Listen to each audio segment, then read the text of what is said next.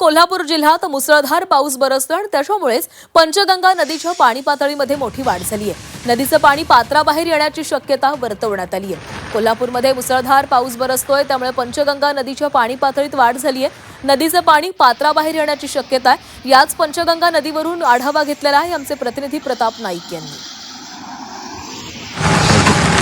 कोल्हापुरात 5व्या दिवशी देखील मुसळधार पाऊस सुरू आहे, त्यामुळे नद्यांच्या पाणी पातळीत प्रचंड वाढ झालेली आहे। मी उभा आहे कोल्हापुरातल्या पंचगंगा घाटावर। आपण हे दृश्य बघू शकतो की नदी काठोकाठ भरलेली आहे। कोणत्याही क्षणी नदीचं पाणी पात्राबाहेर जाऊ शकतं। तर आपण पाहतो की पश्चिम भागात मुसळधार आणि अतिवृष्टी सदृश्य पाऊस आहे, त्यामुळे नद्यांच्या पाणी पातळीत झपाट्यानं वाढ होताना दिसते।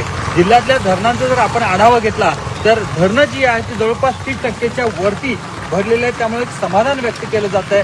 दुसरीकडे घटप्रभा असेल किंवा आणखी एक लघु पाटबंधारे धरण आहे ते 100% भरलेलं आहे। एकूणच आपण पाहतो की अत्यंत समाधानकारक हा पाऊस होत आहे, पण एकत्रित पाऊस पडत असल्यामुळे थोडी अडचण येईल अशा प्रकारची स्थिती सध्याच्या घडीला दिसून येते। कारण आपण पाहतो की गेल्या 24 तासात पंचगंगा नदीची पाणी पातळी तब्बल 11 फुटाने वाढलेली आहे।